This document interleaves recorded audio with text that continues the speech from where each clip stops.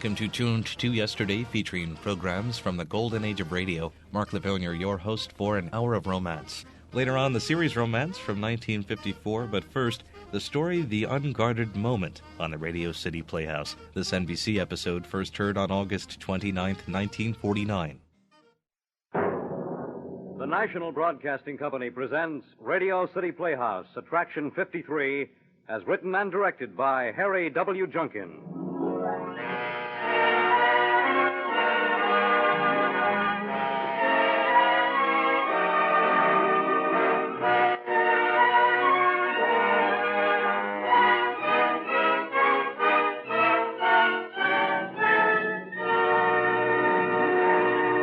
Ladies and gentlemen, Harry W. Junkin. Thank you, Fred Collins, and good evening, everyone. We have held as our aim on Radio City Playhouse the type of drama that will please most of the people most of the time. Tonight, however, we are presenting the type of drama that will only please most of the people once in a while, because it is a subtle and penetrating love story written about adults and written for adults. There is a deep and underlying emotion and a simple situation involving some people who, in our opinion, are very fascinating.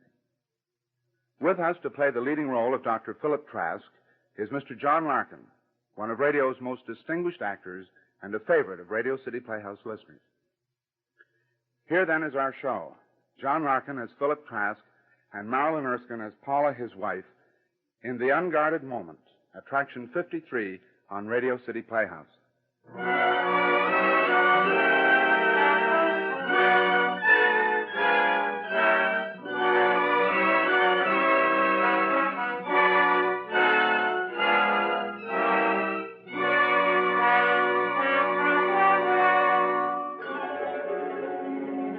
Dr. Philip Trask, psychiatrist, heedless of the rain and the dull gray Manhattan morning, walks from Grand Central to his office on East 61st Street. His face is drawn and tight, and it is hard to tell whether the wetness on his cheeks is from the rain or not. It is probably the rain, because it is impossible to imagine tears in Dr. Trask's eyes. He stands tense and rigid in the crowded elevator, sickened a little by the smell of steaming sodden raincoats. Just before he opens the door to his office on the 4th floor, he takes out his handkerchief and, yes, he wipes his eyes. Good morning, Miss. Dr. Trask, I'm so glad you're early. Mrs. Pearson was here when I got down. She said she had to see you this morning. Mrs. Pearson? Donald's mother. She's inside your office. I tried to tell her you had appointments all morning, but she insisted she had... Anything wrong, Dr. Trask? No, not a thing. Who's first this morning? Mr. Kepler. Well, I'll talk to Mrs. Pearson until he arrives. Will you buzz me when he gets here, please? Yes, Dr. Trask. Mrs. Pearson? I'm sorry to come without an appointment, Dr. Trask, but it's important. It's about Donald. And what about Donald? I think I may as well tell you, Dr. Trask, that in my opinion, psychiatrists are a lot of nonsense. You're entitled to your opinion. I've decided that Donald isn't to see you anymore. I don't like the way he's acting toward me, and I don't like his attitude toward anyone else either. Oh, really? You've had him now for 8 months.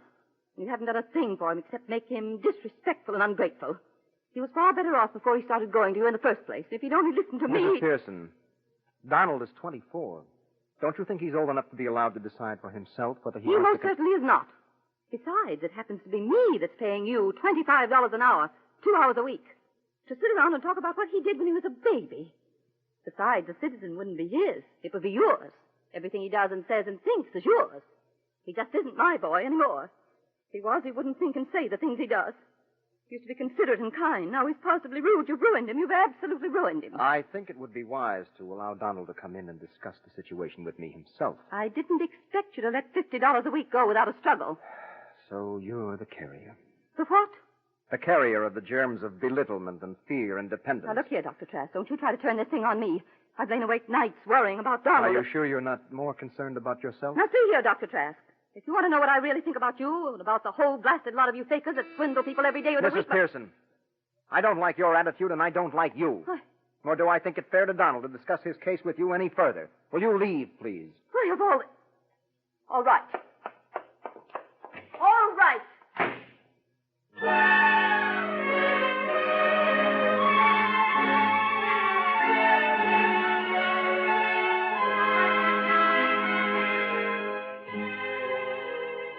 Dr. Trask's face is white.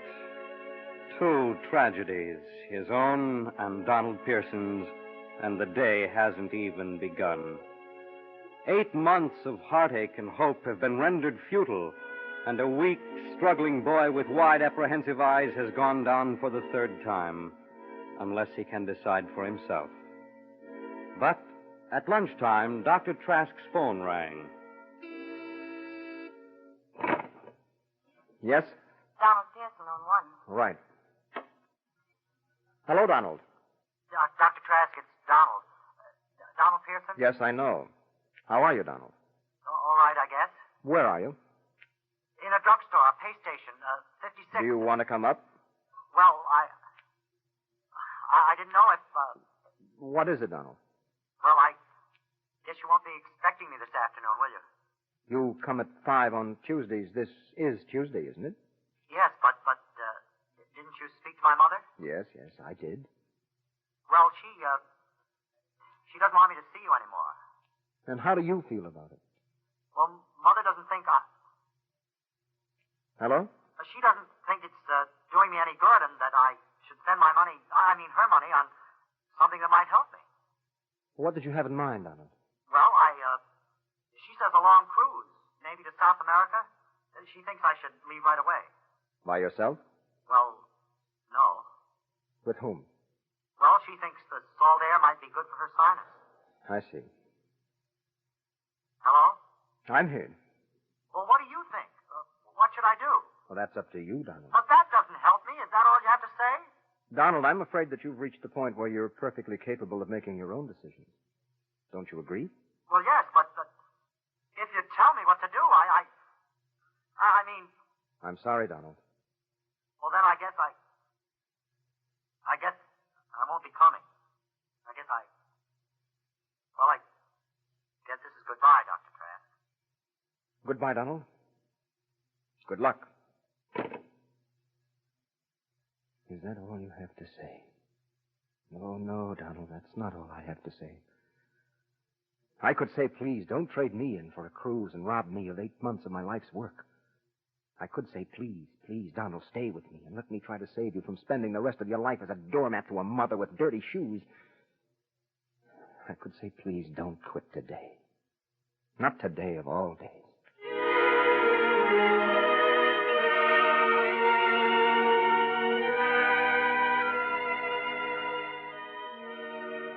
Somehow, Dr. Trask gets through his day.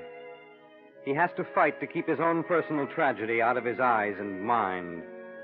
He has to fight against being sucked into the tortured patterns of his patient's troubles, where he wouldn't be able to do them any good. He fights to stay clear, to stay strong. He lets these trembling, unhappy people beat against him over and over again until their patterns are shattered on the hard granite of his indifference. And at last the day is mercifully ended. But Dr. Trask is afraid to go home. Well, I guess that's everything, Dr. Trask. If you don't need me anymore, I guess I'll run along. Sit down, Mary, will you? What is it, Dr. Trask? I wondered if you didn't have anything better to do, if you'd have some dinner with me. Tonight? Well, it doesn't matter if you're busy. I'm not busy. Then will you? I'd be flattered. I don't want you to be flattered. I've got to talk to somebody. Are you feeling badly about Donald Pearson? I'm sick about Donald Pearson, but it isn't only that. It's something else. Oh, it's so difficult not to love the weak and hate the arrogant. I'm sorry, Mary. I've no right to inflict my personal troubles on you. You've been with me so long that sometimes You've every right. If you want to. You helped me once. If there's anything I can do, why...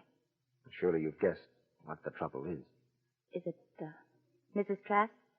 Yes. Why don't you tell me about it? Maybe I expected too much from her.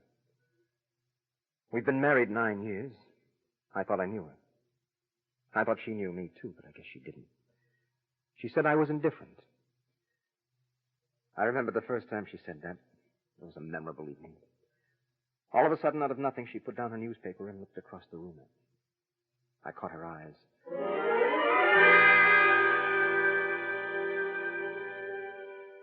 I was shocked at what I saw.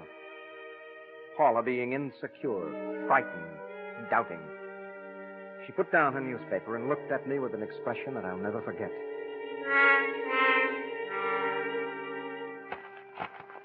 You're just too darned indifferent about everything. Paula, what's the matter, darling? You're indifferent. You haven't paid one bit of attention to me for weeks, not for weeks. Paula, what brought this on? Sometimes you're so darned indifferent I could scream. You're too darned sensible about everything. Oh, I never thought there was such a thing as being too sensible. Most people seem to regard it as a fairly desirable trait. Well, in a husband, it gets dull. You've no idea how dull it gets sometimes, Philip. Good Lord, aren't you ever going to do or say anything wrong? Can't you ever get mad or drunk or silly or something? Well, Paula, what is this all about? Surely you're not complaining merely because I don't beat you. Philip, do you love me? What are you driving at? Never mind, just tell me. Do you? Of course I love you. I've loved you for every minute of the 8 years we've been together. I think everything I've ever done should have shown you how much. I don't understand why you need to ask me. Because you don't tell me very often. Well, if verbal assurances all that mean anything to you? There you go again. You'd think I was one of your patients. What do you think about when you kiss me, Philip? Do you analyze me? No, Paula. I only analyze people who are mentally ill.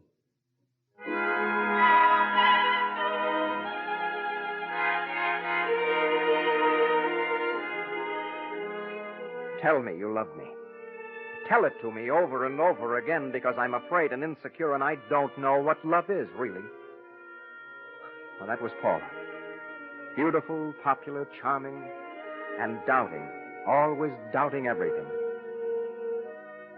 And then one night, about 6 months later, I caught her kissing Jordan Harris. We had a small party. I just happened to come upon them in the kitchen with their arms around each other. They were like a still shot of surprise discovery. My first impulse was to pick up the bread knife and cut Jordan's throat. That flashed in my eyes for a second, but Paula didn't catch it. And instead of the bread knife, I picked up a paper napkin. A paper napkin. Oh. Hello, Phil. Here's a paper napkin, Jordan. You better wipe the lipstick off your mouth. The others inside might not understand. I think I'm just a wee little bit tight, darling. Just a wee little bit. Are you, Paula? Wipe your mouth, Jordan. Well, thanks, Phil. I wish I could think of something suitably dramatic to say. Wipe your mouth. And hurry. But I'm in no hurry. I'm fond of Paula. Not ashamed to admit it. And he tells me, Phil. He tells me how fond he is of me all the time. Paula, please. He makes me feel alive, don't you, Jordan? He's full of sharp edges, not all sandpaper down like you, Phil. He kisses me in my own kitchen. Paula. He tells me he loves me all the time. I don't even have to ask him. Kiss me again, Jordan. I'm sorry, Phil. Look, I think maybe I'd better join the others. See you later, Paula. You're not even mad, are you, Dr. Trask?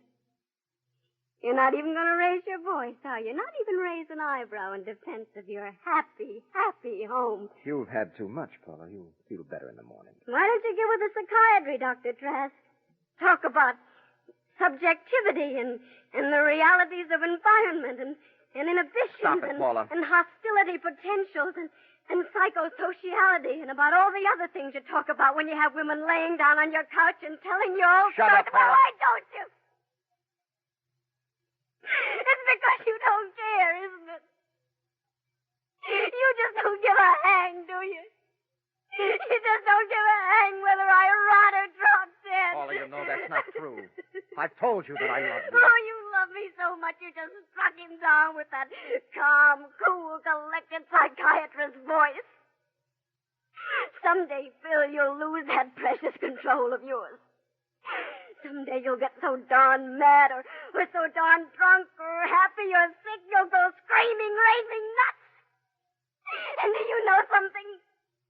I won't be there because I don't think I can wait that long.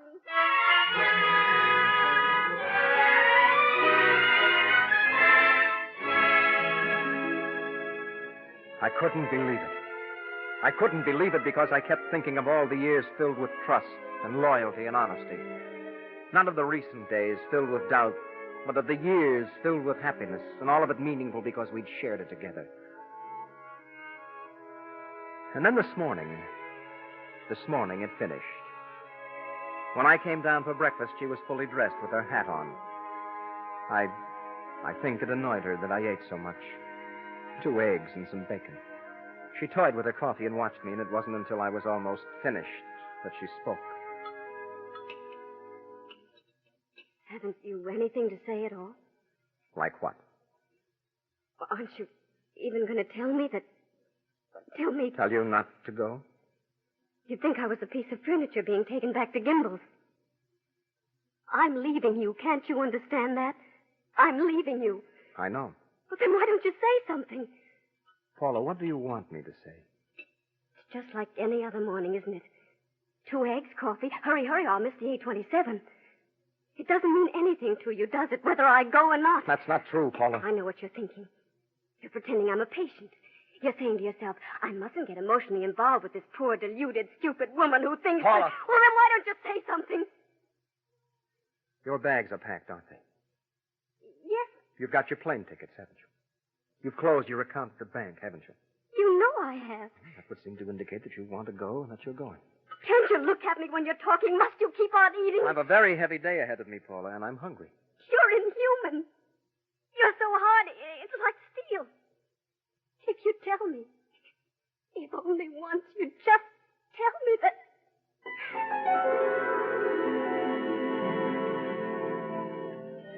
Tell me. Tell me what to do. Make up my mind for me. Lead me. Whether it's where I want to be led or not doesn't matter, just so long as you tell me. Lead me somewhere, anywhere. But I didn't tell her. I got up and kissed her lightly on the cheek and told her I hoped she'd be happy. Oh, I'm sorry, Mary, spilling all this out on you, making you listen. Go on, Dr. Trask. Mary, I can't do any more than try to show her the way. Paula will always find food for the doubts that seem so necessary to her, until she manages to arrive at her own belief or disbelief in our marriage, independently, all by herself. Without a shove from you. Without a shove from me. I didn't think that she'd actually leave. Because behind every Paula, unsure of her ability to be cherished, there's always some Jordan Harris ready to drown out the sound of her self-doubts with the noisy ardor of a professional lover. And there's always a Mrs. Pearson behind every Donald, ready to heal his anxiety with a bandage, ready to purge him of swallowed resentment with a pill or a dose of salts. Every time the phone rang today, I've been hoping I'd pick up that receiver and hear Paula say she wasn't going. But she hasn't phoned. She's gone. I'm sorry. I'm terribly sorry. Donald and Paula, both. Paula is somewhere between home and Reno. Donald is somewhere between this office and hell. Somehow Donald seems to be tied up with Paula. Perhaps because it was today. Paula thinks that to be weak and helpless is to be human. That to be strong is frightening. Well, I guess that's how it is. Don't you think it would do you good to have some dinner? Do you mind terribly if I change my mind? I don't think I could stand being social. I quite understand. It's done me good to talk about it. I'm glad. I'm very glad. And I'm very glad I work for you. Well, I'll go now. Try not to think about it too much. I'll see you in the morning. Good night, Dr. Trask. Good night, Mary.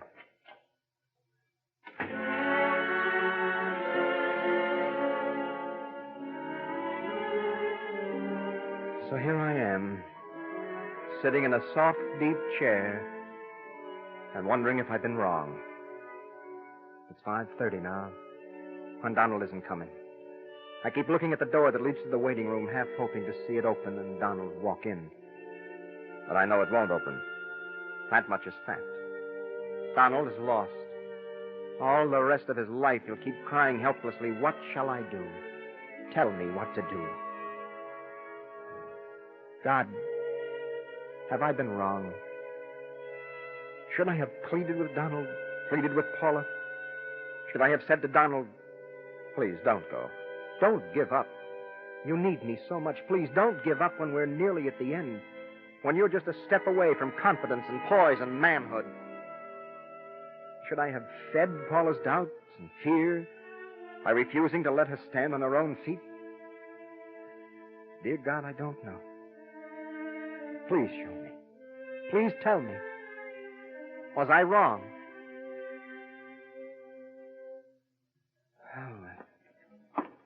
Oh, I might as well call it a day.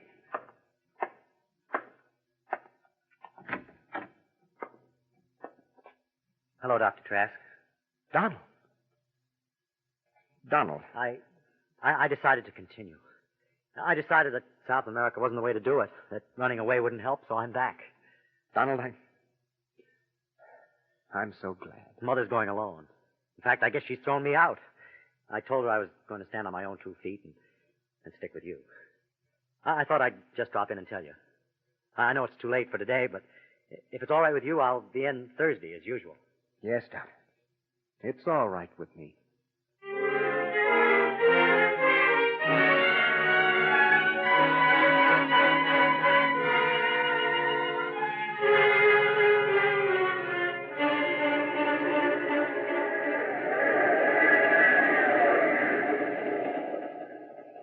They're all the same, and I was right. I was right with Donald, and I must be right with Paula. She must be at home. She must be waiting there for me. She didn't phone because she was embarrassed. Please, God, make her be waiting for me when I get home. Please. Treat me like I was a patient. Well, one of these days you'll lose that precious control of yours. Someday you'll get so darn mad or so darn drunk or happy or sick you'll go screaming, raving nuts. And you know something? I won't be there because I don't think I can wait that long. She must be there. She must. Tell me. Just tell me. Tell me you love me. I do love her. I do. You love me so much you just struck him down with that calm, cool, collected psychiatrist voice. No. Please make her be there. If she isn't, then everything I've learned, everything I've ever tried to practice is wrong. Proven wrong. Please, God, make my wife be at home. Have me open the door and find her sitting there in the living room. And please, have her say this. Have her walk up to me and put her hands in mine and look me in the eye and say to me, I didn't go, darling. I didn't go. I got as far as the station, but I didn't go. I'm home now, and I'm never going to leave. You were right. Everything you said and left unsaid was so right. I understand now. Being the way you are is you. It's what makes you so strong for those who need your help. And did you notice something? Yes, I noticed. I didn't ask you whether you were glad I didn't go. I know you're glad. I didn't need to ask you. And you don't have to tell me you love me. I know you love me, just as I know I love you. Don't ask me why I'm so sure. It just suddenly burst on me. I don't know why. It seemed to come to me all of a sudden. Please make her be there. And you won't have to be angry with me for all this fuss. I promise you I'll never demand anger from you again. Never. Paula. Oh, Paula, please be there. Please be at home waiting for me. Cornwood. Please stop. Cornwood.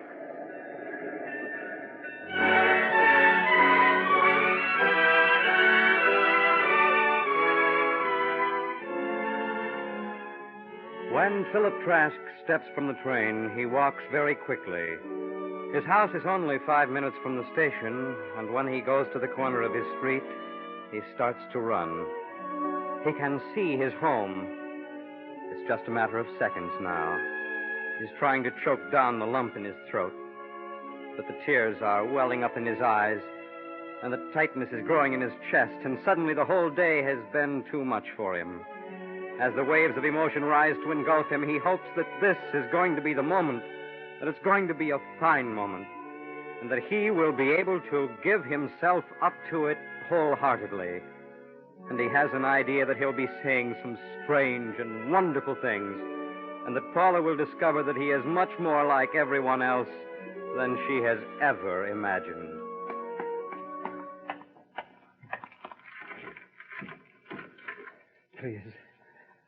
Please let her be.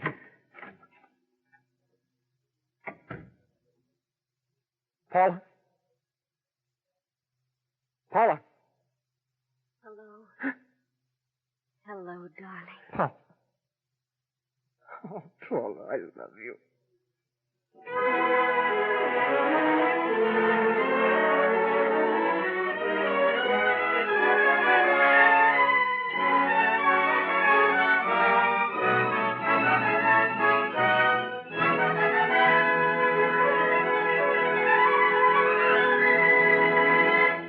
You have just heard The Unguarded Moment, as written for Attraction 53 on Radio City Playhouse by Harry W. Junkin. The script was adapted from a Cosmopolitan magazine story of the same name by Ernest Lehman. Dr. Philip Trask was played by John Larkin. Paula was Marilyn Erskine.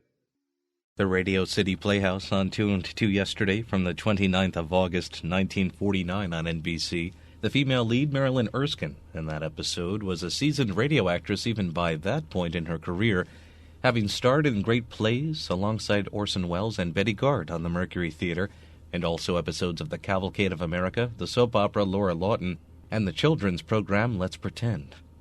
You're listening to an hour of romance on Tuned to Yesterday. I'm your host, Mark Lavonier. Now time for an episode of the show Romance called Cordoba, the CBS episode from July 10th, 1954. And now, from Hollywood, Romance.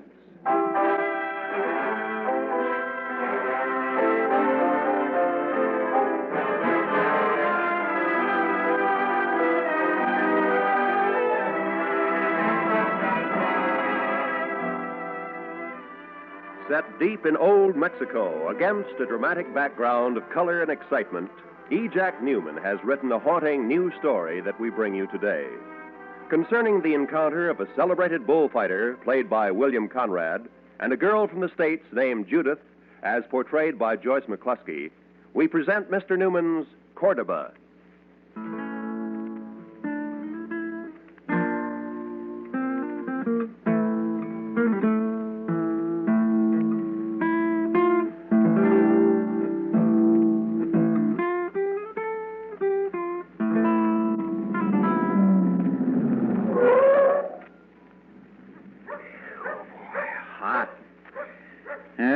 About Mexico, Jude, you can always bet it'll be hot and dusty and dirty. Here we are, Hotel San Carlo, garden spot of Mexico. Might as well make the best of it, I guess. I said I'd bring you here, and here we are. What? Look. The poster? So? It's him, Will. From Cordoba. Matador de Toros. Oh, Will, at last we're going to see him. Ah, Jude. All the way from Acapulco, you've been sitting there thinking of something, building things up. Jude, he's just another bullfighter. Suppose when you see him, he isn't all you got him cracked up to be. What then? Fairman Cordoba is one of the bravest men in the world. Yeah, how do you know that? I've read about him for years. Yeah. The bravest, the most fearless, the most daring. All of us got a little yellow streak in us somewhere, Jude. Oh, Will. You know what I think? I think Cordoba is just another thing in the sky for you. You always have to be looking up, not ahead. It's just that you seem to push me into the only kind of world I can't...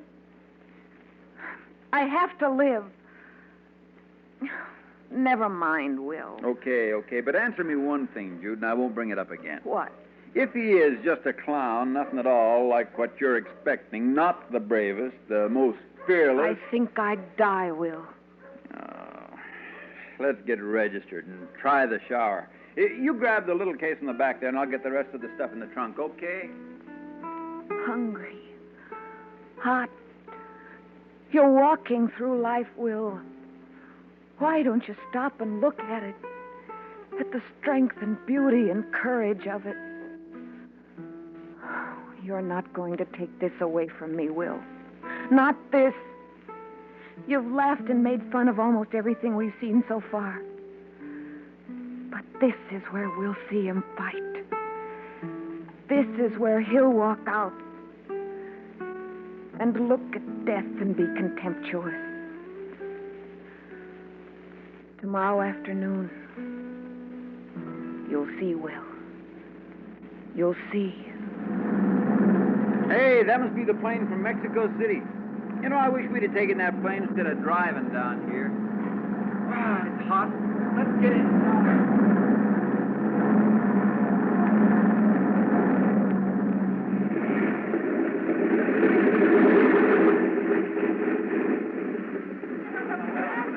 You could have sent me a wire, Fermin. I've been waiting at this airport since 10 this morning. So you wait from 10 this morning. The Caliph of Monterey arrives something like the Tigre of Monterey, I see. Never mind that. Let's get out of this heat.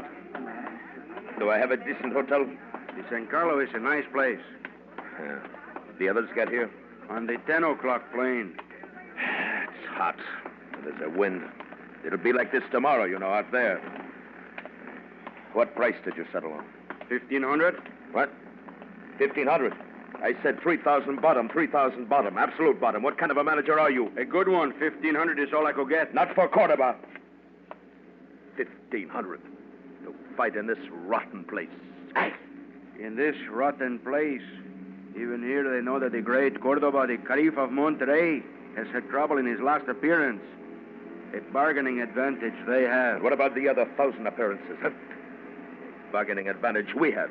The last appearance is the one that counts, Fermin. Stay, do it, Fermin. Make a good show. It would help us when we get back to Mexico City. Do I have any choice? What do I know except the sand and the sword and the bulls, huh? It is always that for me.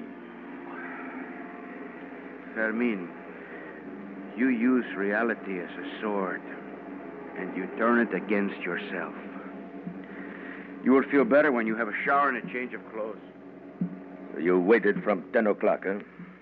And it took no fat off your chin, Leon. No heat or sweat or sand for Leon, the manager. No bulls for Leon, the manager. Just talk and papers and drinks. You sit in a chair and drink away your life. I go out in the ring and offer mine. So drink today, Leon, and drink tomorrow. You know there will be a tomorrow for you. And another drink. But I fight the bull. And for me, there may not be a tomorrow.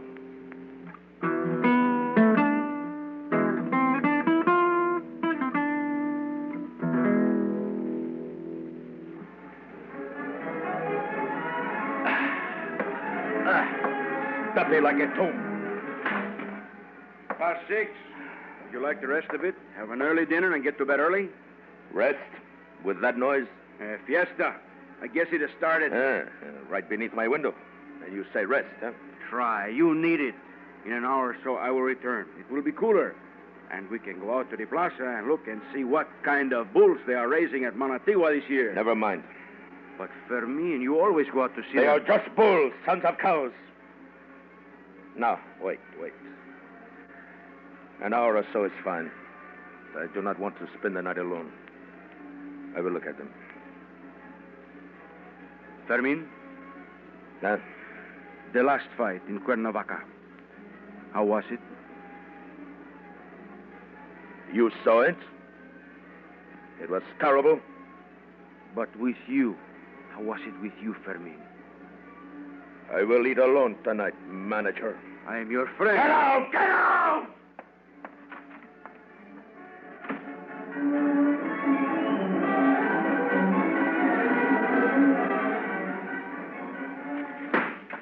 Boy, they're really having a ball tonight, huh, Jude?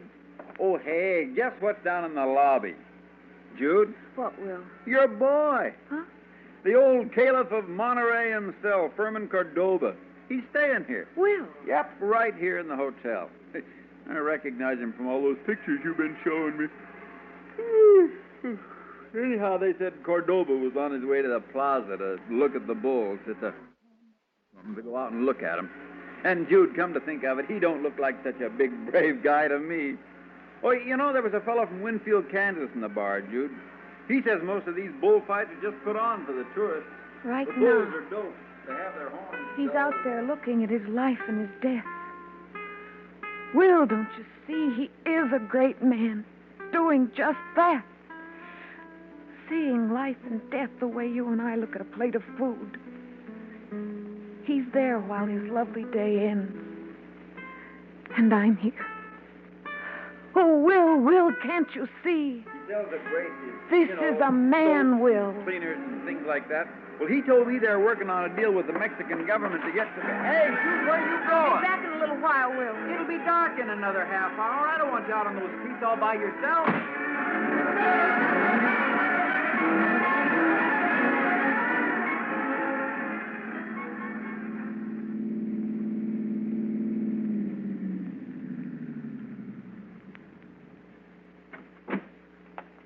Now, wait. I will do it alone. I came back for you and brought you here. I can look at them alone. Don't you want someone to talk with, Fermin? Go back, Leon. I speak to the bulls.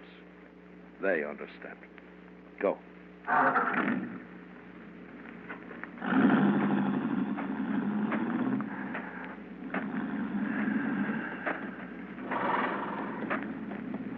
Toro.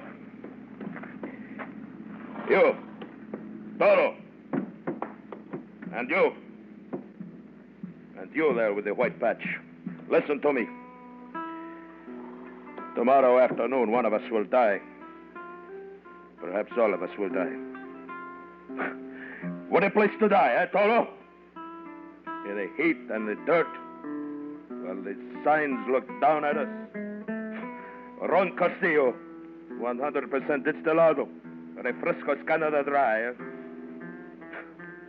And the foolish turistas, they sit and wonder and gape. And then they go home after they fight. But we, you or I, Toro, we... Madre de Dios, I'm afraid. I'm afraid to die. Why is this fear in me? It grows and grows, and tomorrow, here in the heat and the dust, with the crowd and the signs looking down, I shall die.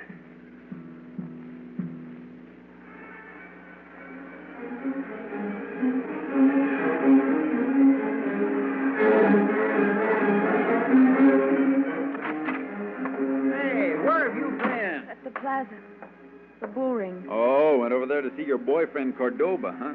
Well, did you see him? Yes, I saw him. Hmm? Did you talk to him? No. Why not? Please, Will. Well, why didn't you talk to him? I couldn't. Ah, so the big brave man was too good to talk to you, huh? Was that it? Jude?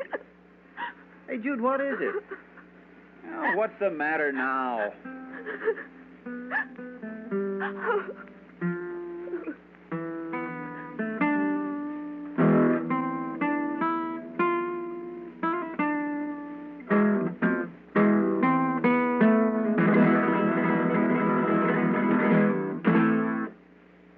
We will return to romance and our story, Cordoba, in just a moment.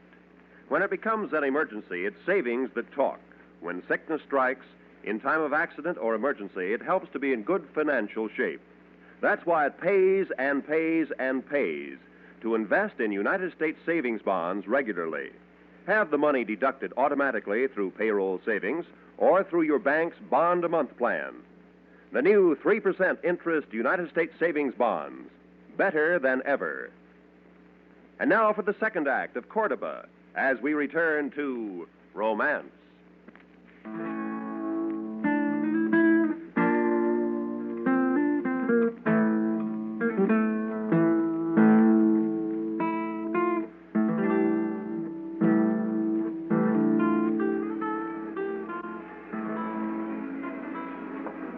Boy, oh boy, one good plumber could revolutionize this place. Well, I got a shower of sorts anyhow, and I'm shaved. I feel better. Hey, what's that? What are you reading? Something I bought before we left Acapulco. El Art de Torear. Don't tell me. The art of bullfighting, right? Yes? What's it say about your boyfriend, huh? What's it say? Oh. Oh, hey, Jude. Well, you get a little rest. You'll feel better. I think I'll go down to the bar and have a couple. Plenty of time before the fight. We want you in good shape to go out and see your brave old boyfriend do his stuff. Don't call him that. Don't say that. Don't ever say that. Hey, Jude, what is this? Judith, that's my name. Can't you call me Judith just once? Oh, why don't you go downstairs and get your drink, Will? Yeah, I guess I will. You try to get some rest, Jude. Judith. Can I get you an aspirin or something? No. Okay, I just asked. I'll be back in an hour or so. Wow, it's getting hot again. You're better off here, just resting up. If I hadn't seen it, if I stood there and heard him be afraid, it'd be all right. But he is afraid. He's afraid the same as Will or me or anybody we know. And there is no beauty or strength or courage. There's just fear.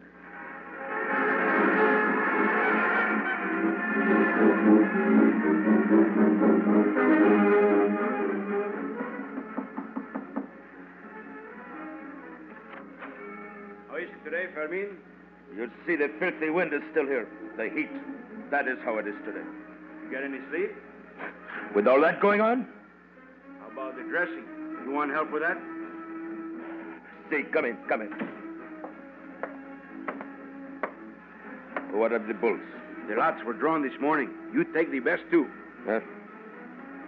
The, one with the white patch is one of the best two.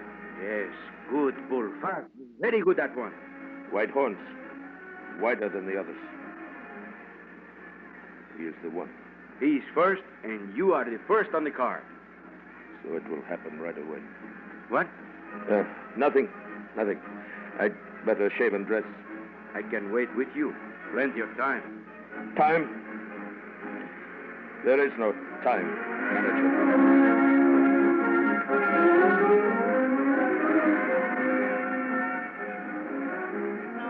Jude, the only reason we came here was because you just had to see this bullfight. Now you say you don't want to go. That's true, Will. I don't want to go. Well, I sure don't understand it, Jude. You've been dying to see this boy, Cordoba. Now you don't want to go. No. Well, look, are you going or aren't you? No.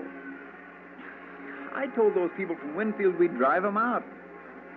I sure don't want to go, but I'll have to drive them out now that I committed myself. You go ahead, Will.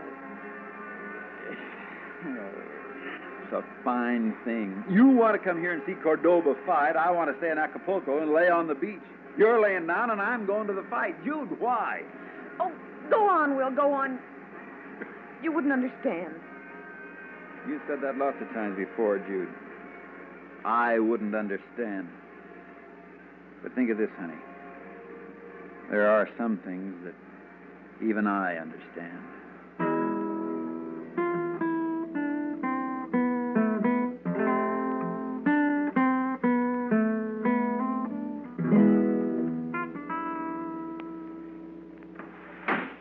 All of them have gone to the plaza. How much time have I? A good hour. I will take you in my car. A good hour, you say? Yes. Maybe the wind will die in that hour. I can lay down and rest here. When the time comes, bring the car to the back, and I will go down the back way. And not have to meet any of the others. You can lie down in the suit? Rest in the suit? Rest is when you are alone. I will get the car. Here.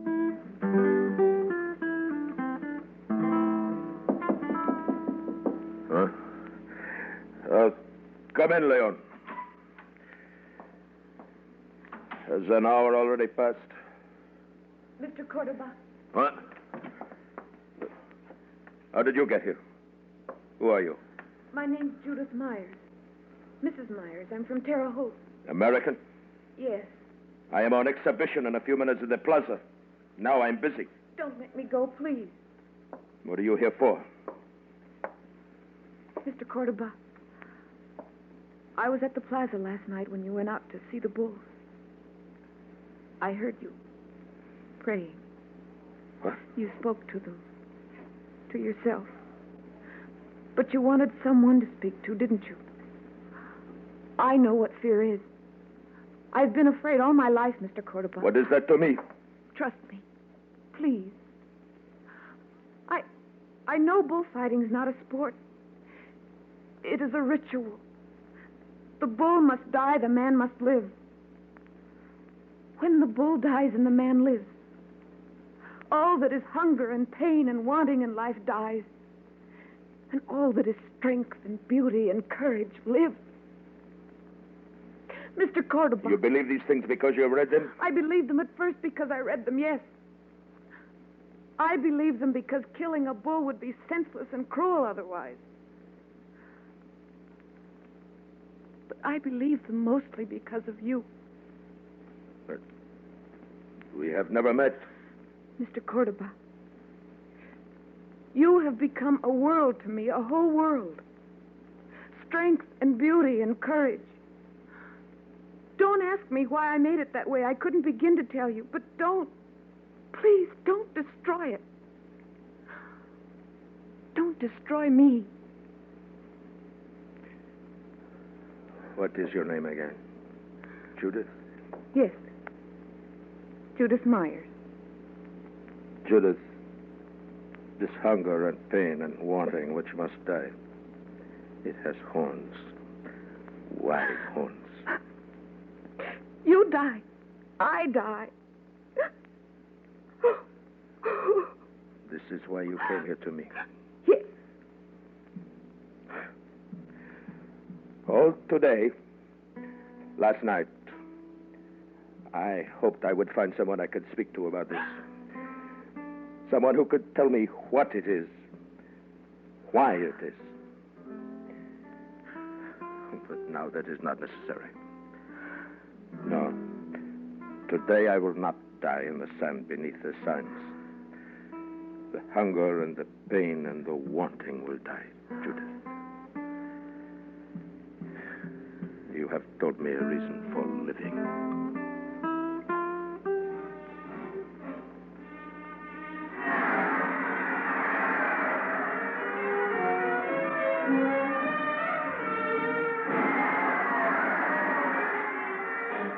Oh, Jude. Hey, Jude. I decided to come after all, Will. Well, I sure am glad. They're just getting ready to start. Hey!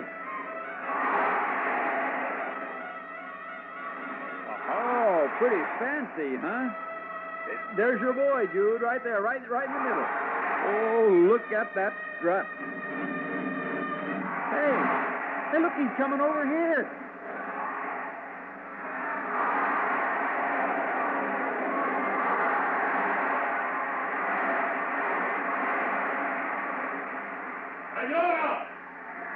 Senora Myers, the first bull that I killed is for you. Well, say, honey, what do you think of that? I should say I killed because of you, Senora. Adios. Well, I declare, isn't that something? He's going to dedicate the bull to you when the time comes. Yeah, I'm glad, Jude. Judith. You know, honey, last night after you met him at the plaza here, I had a feeling you were disappointed in him. Will. I'm not going to ask you about it now. I just know that everything's okay. And looking at him, I'd say you were right about him being brave. This time, Will, I know I'm right.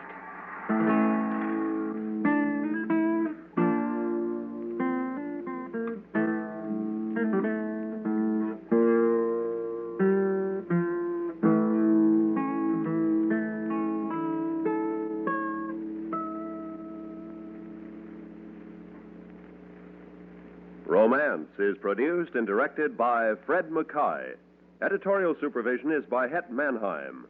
You have heard Cordoba, written especially for Romance by E. Jack Newman. Joyce McCluskey was heard as Judy, William Conrad as Cordoba, Parley Bear as Will, and Jack Crucian as Leon. Special music was composed by Jerry Goldsmith and played by Jose Barroso. And now this is Roy Rowan inviting you to hear Romance next week and every Saturday morning at this same time.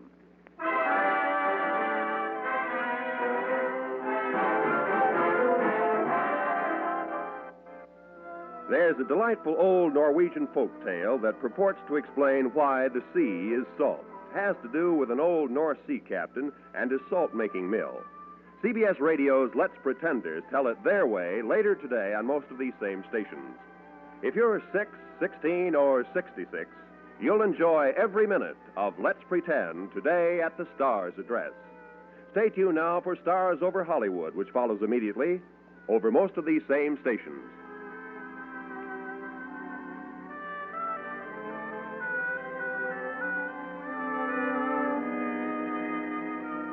Gary Crosby and his guests entertain you Sunday nights on the CBS Radio Network.